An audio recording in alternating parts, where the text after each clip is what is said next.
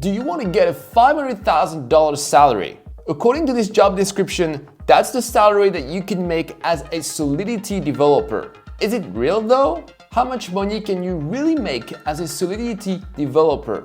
And to answer this question, I invited Raman, the creator of CRYPTOJOBSLIST, one of the biggest job boards for blockchain jobs. Raman collected a lot of data about blockchain salaries, and that makes him one of the most qualified person to talk of Solidity salaries. So let's start with our first question. What is the highest paid skill in blockchain? Right. So surprisingly or not, it's definitely Solidity, usually followed by kind of the compliance or legal roles. But Solidity engineering is still kind of like number one role that is getting paid the most on average. I'm sure you will probably hear some outliers about certain positions, but like Solidity is still like on average probably the higher skill.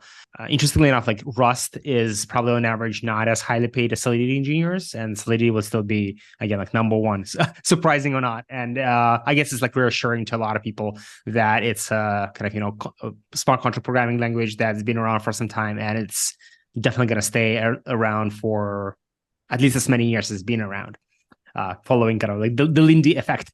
Okay, so if you want to be as efficient as possible, be laser focused on Solidity. That's the skill that will give you the highest ROI. And don't waste too much time on commoditized skills like front-end, HTML, or CSS. So my next question for Raman is, what is the average salary for Solidity developers? Based on our stats that we're receiving, is like an average salary for Solidity dev is anywhere from like around like 100K, 120K, and like on the 19th percentile, it's 156K US, pretty much globally. Okay, so clearly you can be very well paid as a Solidity developer. But let's dig deeper, because depending on your seniority, your salary can change a lot. So my next question is, which salary can you get as a junior Solidity developer? So I did look into our stats, and for junior, interestingly, the salary is much lower, and I'll explain why. So far, what I looked up, it seems to be $76,000. It seems to be the average. All right, so the 90th percentile for junior Solidity developers is about 130,000. Again, the average is about like 70 to 80K. And yes, 75 is pretty much 50th percentile, so right in the middle.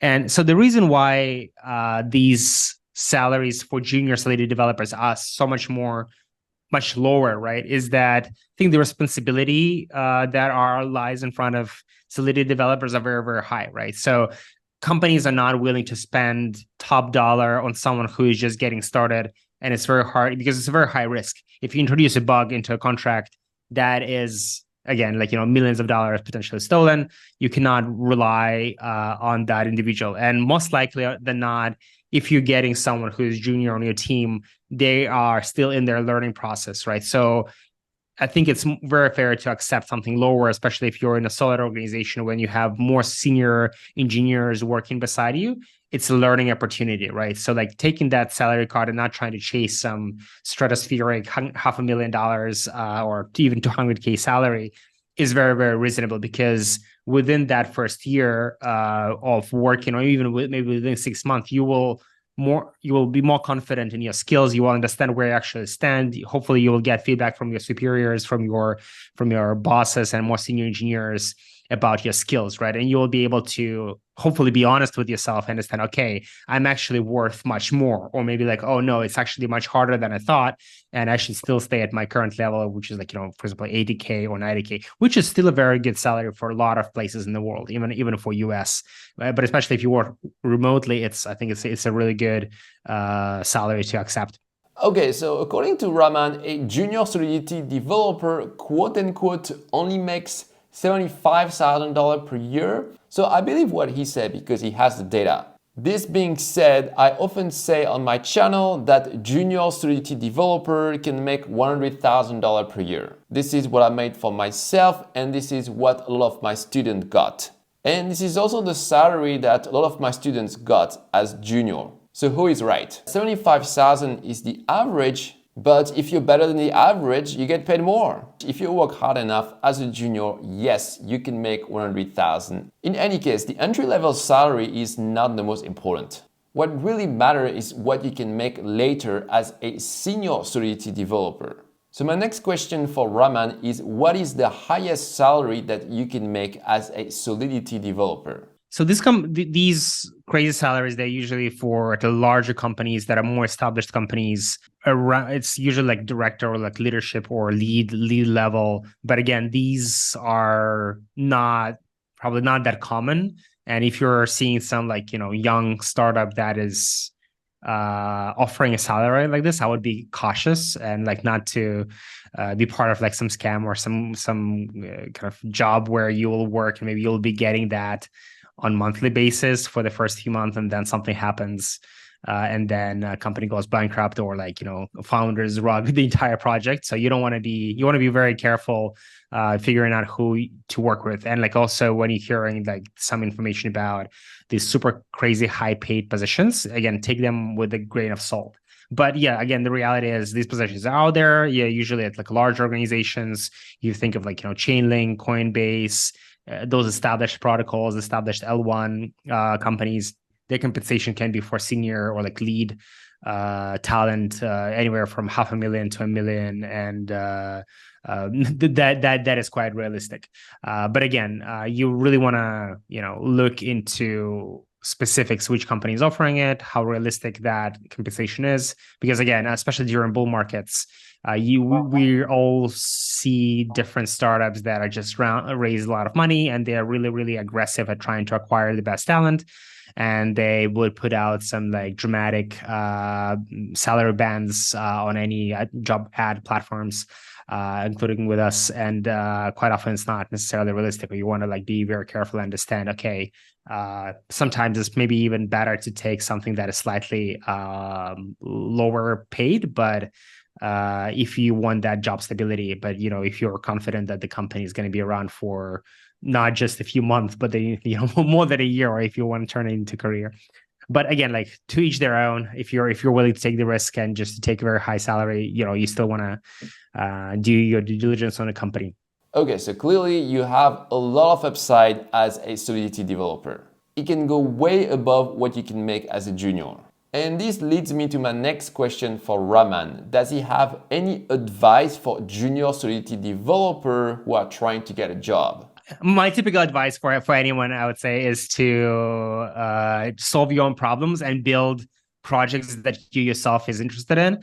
And you want to have something to show, ideally live on mainnet or on like one of those L2s, and just build some mini app that you would be excited to use yourself. And I think that's you put on your passion into it, something that again you're excited about. If you're excited about NFTs, launch some NFT contract that has a spin on like technicalities of it, right? Like maybe some advanced SVG computation, or maybe some NFT aggregator, or maybe some algorithm that does improved NFT trading, or like with staking. I don't know. Sky's the limit when it comes to imagination. You need to be solving your own problems. Don't try to like chase whatever's the latest hype. But again, like if it just so happens that the latest trend is what you're genuinely interested in, just do it, right? Like if it's some like if you like building like stable coins, right, for example, or some like DeFi products, and you have some financial background, I think it's an exciting project to work on. Just pursue what you're already interested in and try to build some project on chain that you would be happy to use yourself, and that kind of satisfies your interests. So I think that's one direction to follow. Another one is just to go to your favorite projects and analyze their contracts on GitHub, right? Analyze them, try to understand them, try to maybe replicate them, maybe try to even copy. Don't steal anything, but you copy so that you can learn. Even like the greatest painters of Renaissance, they would copy other painters' paintings so that they can learn the craft and the and understand deeper their craft. So I think the next level there is just submit pull requests, submit some issues. I mean, not even issues, but specifically pull requests and be active on GitHub. I think core teams really pay attention to those people who submit a lot of pull requests, who are helpful in comments on GitHub. And I think that's one of probably the best ways to get hired, because what companies really want is they do not want someone who just like aces the job interview. They actually want someone who is kind of already working for the company. And like one of the best ways to already start working in a company is just start providing value, start contributing on GitHub, start discovering some issues, start thinking how can it be optimized. Some other ways I would say is to, again, like it still kind of goes like following your own passion, following your interests, try to build a library, right? Maybe you found something that you find very hard and difficult. Maybe it's hard to pull some data from chain and you want to build some aggregator, just build that. It doesn't have to turn into a startup or a company. Don't even worry about it. Just solve that problem and put it out there, tweet about it, and people will find it useful or not. But one way or another, you will still not gonna lose because you will learn a lot in the process of making this. Every failure is a learning opportunity. It's never a failure. Like, for example, a lot of people launch their own libraries, and these libraries are now used in hundreds of projects, whether it's math library or some other gas optimization library like Solidity from Optimizer. I actually recently met him, so it's quite exciting to see all these people getting so much traction and they're advancing in their career because they just solved their own problems, packaged them, and made them useful to others. So again, these are more like maybe tips for someone who's intermediate to advanced, maybe, but you never know. Even people who are just getting started, like one of the advantages of just being a newbie and like just getting started is that you're still fresh. You're not taking things for granted, right? Like a lot of people who've been in the industry for many years, they're like, okay, this is the way it's been always done, and I'm not gonna attempt to change it. But again, one of the best ways to, like, some of the best innovations happen from people who didn't know it was hard and they just like did it. Just don't wait for permission to build something or to innovate, to contribute. Just start contributing. And I think that's the best way to get more experience, to get noticed, and to land your career, to earn more, and again, to be successful and actually do what you love doing. So the advice of Raman is to work on your side project and build your portfolio. My next question for Raman is, what kind of company needs Solidity developers? Right. So I think there is a range of companies in terms of, again, like their scale and their focus that are looking for Solidity devs. Again, it's like anywhere from startups all the way to like large organizations, which is kind of like obvious. So you need to really understand where you feel most confident in. Like usually if you're junior, surprising or not, you're better off going into a slightly larger company, maybe, where they can teach you a bit more, or at least at a company where there is at least one more senior person that you are, so you can learn from them, right? Versus more experienced people, they would probably prefer going into a startup where the upside is much higher and where they have much more autonomy and like the way that they can impact the actual project, right? But in terms of different interest directions, right? So like there are a lot of NFT companies out there where it's just an NFT collection and they're trying to launch some new interesting community elements to them, or like some spin on their project, something could be technical.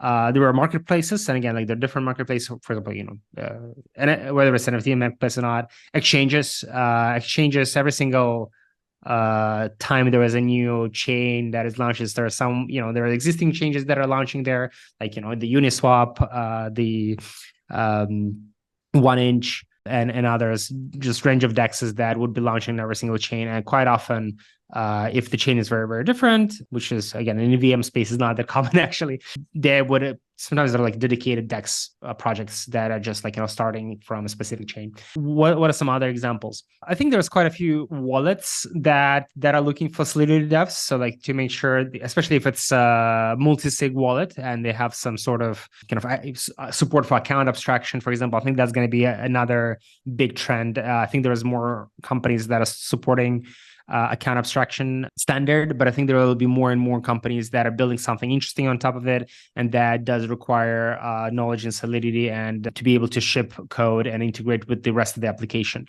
What else? Arbitrage, pretty much minor extractable value. Quite a lot of them are.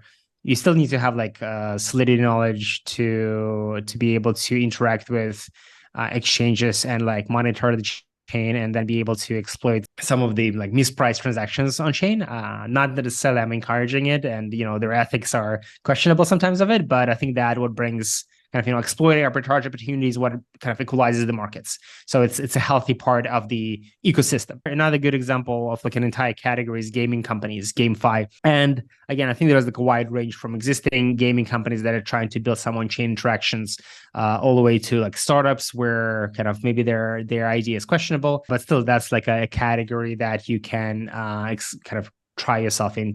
But again, with gaming companies, you wanna be careful. I personally seen a lot of scam projects that are kind of covering themselves as a gaming company, and they're looking for like a full range of talent. So you want to be careful applying for those and really do your due diligence on what they're about, whether the team is transparent or not, and if it's actually a game and not some like rug pull scam.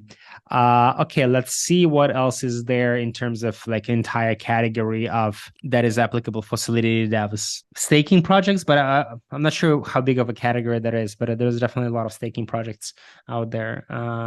What am I missing? What would you add to this list? Big Web2 companies that are dipping their toes into Web3. Yeah, I think that's like Visa, MasterCard, they're interesting examples. I think they're trying to find ways that they can kind of work together with USDC, with Circle, and kind of enable USDC payments across, or like for other probably other stablecoins as well. They're looking into them, but I guess that work is, I'm not sure how deep and versatile that work is, but it's certainly probably going to be still highly paid, and you're probably going to be working on a lot of like proofs of concept and see how you can add checks and balances, how you can add safety and compliance gateways into kind of having that bridge between ERC20 contracts and tokens to the Visa and MasterCard network.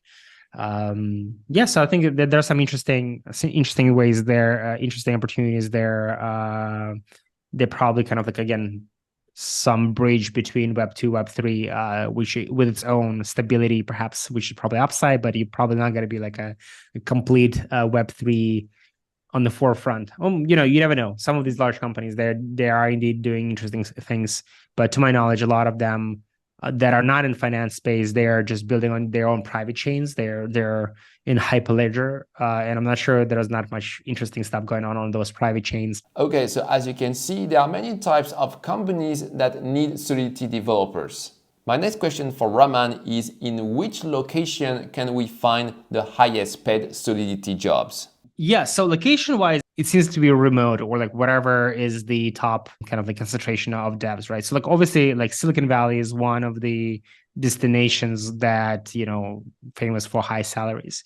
But there are a few of these hubs that attract a lot of talent, and they're more or less crypto friendly. Singapore is one of them, where there's like more and more headquarters, and a lot of big exchanges have offices here. They might not necessarily even be operating in Singapore, but they're not offering their services to Singapore market, but they still have an office, and it's totally legal, and they're able to legitimately pay a very high salary.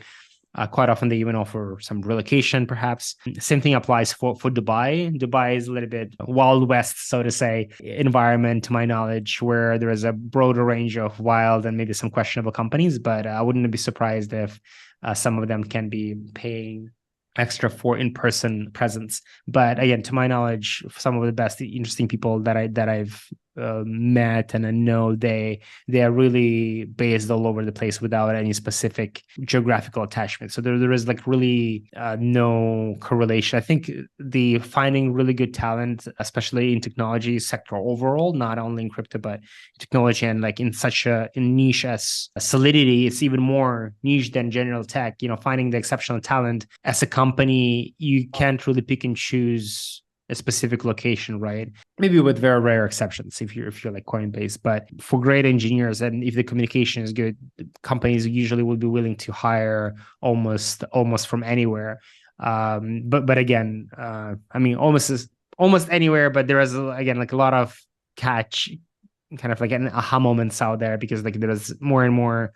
The world is getting more and more fragmented. There is like regulations, there is compliance, there is sanctioned countries.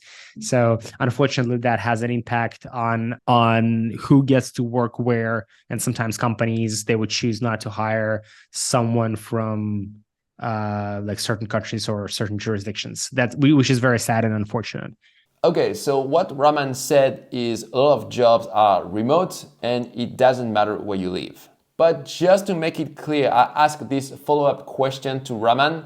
Can you still earn a high salary in blockchain even if you don't live in the US? It's 100% a yes. You can earn a high salary while not being in US. But again, the reality is it's probably going to be adjusted. Like usually larger companies, they would have like market adjustment. They will adjust your salary band to your location quite often. Again, it really depends on company by company, and it really depends on your skill level, right? How desperate the company is for your services and how good you are if you're internationally, well-known person. If you really have some unique skills, then sky is the limit and you don't have to be based in US. In certain cases, I've heard this sentiment that some companies would actually prefer not to have any employees based in US or being American. Unfortunately or not, because of the taxation, because of the long reach of IRS and SEC. And if you're getting compensated in tokens, for some jurisdictions, that might be a problem. If you're American, it can be a problem. That might even have like a toll on the rest of the company, especially if there was some investigation or some other claims on that individual or on where the company is, on the operations of the company. Yeah, so it's definitely, there's probably sometimes some people would even consider there are advantages to not being in US and not being American while working in crypto or while being an engineer and getting you a salary in crypto. Okay, so as you can see, high salaries are not just for US residents. And for my last question to Raman, I asked him how strong is the demand for Solidity job right now? Right now, again, it's middle of November and the excitement is increasingly more and more out there on the market. More people are excited of early signs of bull market, hopefully. But I think the job market hasn't followed up yet. I think the real peak and boom will be happening maybe a few months in, maybe mid or early next year. We'll see, with more projects getting funded, maybe new ideas, some new catalyzer or catalyst for a big bull market. Maybe it's going to be GameFi. Maybe it's going to be some new NFT trend. Maybe it's going to be, I don't know, account abstraction tokens or something else, or real world assets. That's one thing that people have been talking about. But so far, I'm not seeing the big spikes in demand or absence of demand for Solidity developers. I think the demand is kind of stable. In terms of serious projects, they always look for quality talent, and having technical talent is you cannot do anything without having an engineer who will be building your contracts, right? So it's kind of a necessity. Maybe you can get away by not having certain roles, but you cannot market just doing, you cannot build a project just by marketing yourself and not shipping any code, not launching anything on chain. So there's always demand for Solidity devs, and it's not something you can easily get rid of, especially if you found someone who's really good. It's not advisable to just fire someone. But yeah, especially as the market gets hotter, we'll definitely see more opportunities. A lot of these opportunities will be maybe potentially short term, just to help some project get off the ground or launch some new token or new on-chain asset. But opportunities for someone who is permanent, they're pretty abundant. Every company wants to have someone full-time, someone who's decently senior, and be able to support their project through lows and highs. So the key takeaway is that there's still a healthy demand for Solidity jobs, and it's expected that it will explode in the next few months when the bull market returns. So if you are considering a career in Solidity, it's a very good career choice in 2023. And for Black Friday, I'm doing a special Solidity bootcamp. This is going to be a 1-month intensive program to turn you into a Solidity pro. We will cover advanced material and you will get feedback on your code, which is something that you cannot get by just passively following a video course. This is really this feedback on your code that will make all the difference and that will help you to stand out from the competitors. And if you want more information about this Solidity bootcamp, check out the link down below. The enrollment for this bootcamp ends on November 22nd, so if you are interested, make sure to take action quickly. Alright, that's it for this video. Thanks for watching. Bye.